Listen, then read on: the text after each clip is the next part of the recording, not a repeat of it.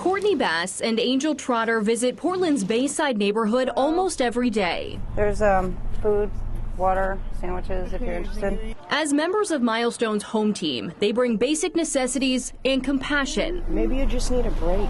To those without a home. We just meet people where they're at. People like Glenn, who's looking for dog food. This is Walker. Hi, buddy. He is cute. Texas Ranger. He says he's been homeless about 5 years now and lives in his van. I just had a car accident, and as soon as I'm better, I will find a good job. On average, 679 people stayed in shelters across Portland each night in December, according to the most recent city data. Even more sleep outside in tents or on the streets. So you have people cold in the elements, nowhere to be, hungry, wet. You know, they're starting to feel like they don't matter. It's a feeling Trotter knows all too well. I was on these streets, so since I was homeless 4 years ago, it has gotten worse. In what way? There's way more people. Systems are overloaded.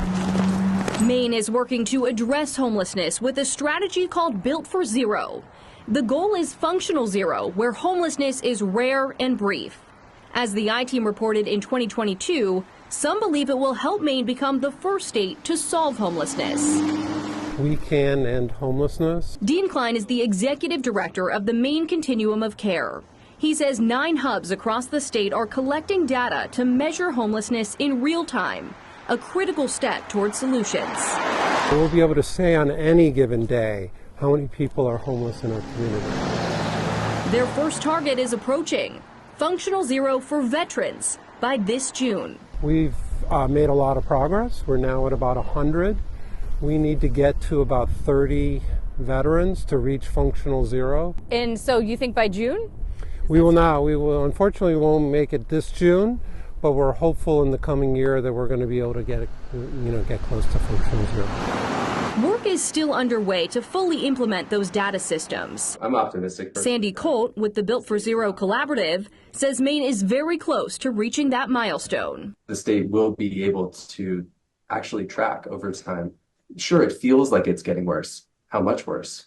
Is it getting worse here, better here? He says outreach is a struggle in a geographically large state that's mostly rural and sees swings in shelter use depending on the season. How do we know that there are not more people experiencing houselessness than we know, than we're counting? For now, the data we can see comes from the point-in-time count conducted once a year in January. A state report shows nearly 2,700 homeless individuals in 2024, down about 27% from the year prior.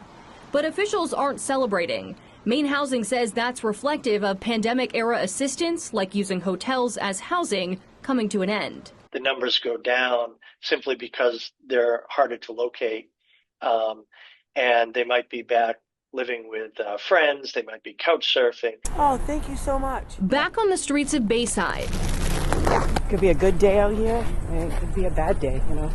What's a bad day? Lots of crises. Overdoses. Overdoses. We lose people a lot. This pair is doing everything they can to make life just a little bit better. I get to still be a part of my community, but I get to be on the other side and I get to help people and give back. You know, and I understand people. I've been there, I understand it.